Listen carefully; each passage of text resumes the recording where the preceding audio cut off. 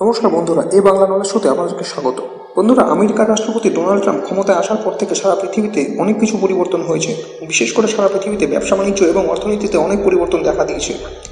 এছাড়াও সারা বিশ্বে যেসব দেশগুলি আভ্যন্তরীণ সুরক্ষার জন্য আমেরিকার উপর নির্ভরশীল ছিল, সেই দেশগুলি ধীরে ধীরে এটি খুব ভালো করে বুঝতে পেরেছে যে অন্যের উপর নির্ভরশীলতা আর নয়। আর সুরক্ষার জন্য আমেরিকার উপর নির্ভর করে থাকা দেশগুলির মধ্যে একটি হলো জাপান, যে দেশটি সুরক্ষার জন্য পুরোপুরিভাবে আমেরিকার উপর নির্ভরশীল। এবং এক্ষেত্রে জাপানের ওপর যদি কোনো দেশ অ্যাটাক করে, তাহলে সেই আক্রমণ আমেরিকার ওপর ধরা হবে এবং আমেরিকান সেনাবাহিনী তখন সেই আক্রমণের জবাব দেবে।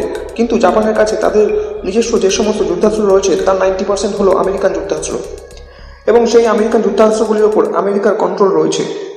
অর্থাৎ আমেরিকার অনুমতি ছাড়া জাপান ওইসব যুদ্ধাস্ত্র ব্যবহার করতেই পারবে না। উদাহরণস্বরূপ, চীন যদি কালকে জাপানের উপর অ্যাটাক করে, তাহলে চীনের ওই অ্যাটাকের রেসপন্স হিসাবে কাউন্টার অ্যাটাক করার জন্য জাপানকে আমেরিকার কাছ থেকে অনুমতি নিতে হবে, কারণ জাপানের কাছে যেসব যুদ্ধাস্ত্র রয়েছে সেগুলি তাদের নিজস্ব নয়। আর এই সিচুয়েশনে জাপানের নতুন প্রধানমন্ত্রী শিগেরু ইশিবা, তিনি গত কয়েক দশকে নির্বাচিত প্রধানমন্ত্রীদের মধ্যে সবচেয়ে কঠোর রাষ্ট্রবাদী প্রধানমন্ত্রী।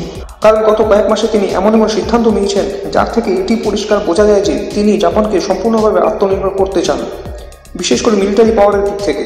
আর এই বিষয়ে এমন একটি খবর সামনে এসেছে যা ভারতের জন্য অত্যন্ত ভালো খবর। তো বন্ধুরা, চলুন জেনে নেওয়া যাক খবরটি সম্পর্কে। জাপান সরকারের সবচেয়ে অভিজ্ঞ পরামর্শদাতা তাদের প্রধানমন্ত্রী শিগেরু ইশিবাকে পরামর্শ দিয়েছেন যে ভারতের সাথে মিলে এমন একটি মিসাইল তৈরি করা উচিত যার সাহায্যে চীনের ভিতরে যে কোনো শহরকে টার্গেট করে ধ্বংস করে ফেলা যাবে।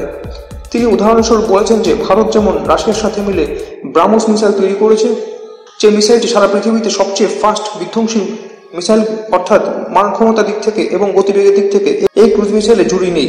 তিনি আরও যেটি বলেছেন যে পুরো এশিয়া মহাদেশে ভারতই হলো একমাত্র দেশ যেটি কোয়ালিটি মিসাইল তৈরি করতে পারে, যে মিসাইল আমেরিকা এবং ইউরোপিয়ান দেশগুলির তৈরি মিসাইলের স্ট্যান্ডার্ডের। তাছাড়া ভারত মিসাইল টেকনোলজির দিক থেকে চীনকেও পেছনে ফেলে দিয়েছে, কারণ ভারতের কাছে ছোট বড় বিভিন্ন রেঞ্জের বিভিন্ন ভেরিয়েন্টের মিসাইল তো আছেই, এমনকি হাইপারসনিক মিসাইলের টেকনোলজিও এসে গেছে, যা সারা পৃথিবীতে খুব কম সংখ্যক দেশের কাছে রয়েছে। অর্থাৎ হাই কোয়ালিটির মিসাইল তৈরির এক্সপিরিয়েন্স রয়েছে ভারতের কাছে, এবং সেই জন্য কোলাবোরেশনের মাধ্যমে মিসাইল তৈরির ক্ষেত্রে ভারত হলো একটি অত্যন্ত ভরসাযোগ্য দেশ। জাপান সেই জন্য ভারতের সাথে মিলে শক্তিশালী ক্রুজ মিসাইল থেকে শুরু করে লং রেঞ্জের ব্যালিস্টিক মিসাইল তৈরি করতে চায়, যার সাহায্যে চীনের যে কোনো শহরকে ধ্বংস করে ফেলা যাবে। আর এই বিষয়ে জাপান সরকার খুব সিরিয়াসলি ভাবছে কিভাবে এই প্ল্যানটিকে বাস্তবায়িত করা যায়।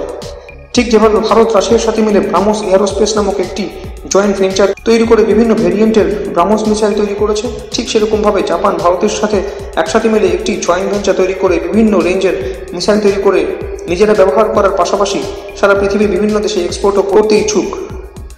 আর তাহলে ভারত এবং জাপানের জয়েন্ট কোলাবোরেশনের তৈরি ভেঞ্চারটি ভারত এবং জাপানের মধ্যে সম্পর্ককে আরও অনেক মজবুত করতে সাহায্য করবে।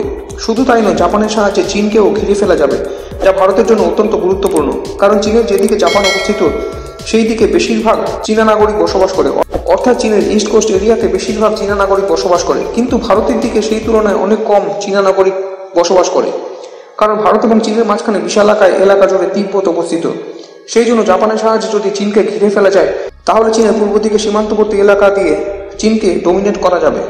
ভারত এবং জাপানের মধ্যে মিসাইলের প্রজেক্টটি সম্পর্কে নেক্সট কোনো আপডেট আসলে আমি আপনাদেরকে জানাবো। তো বন্ধুরা, এই বিষয়ে আপনাদের কি মতামত?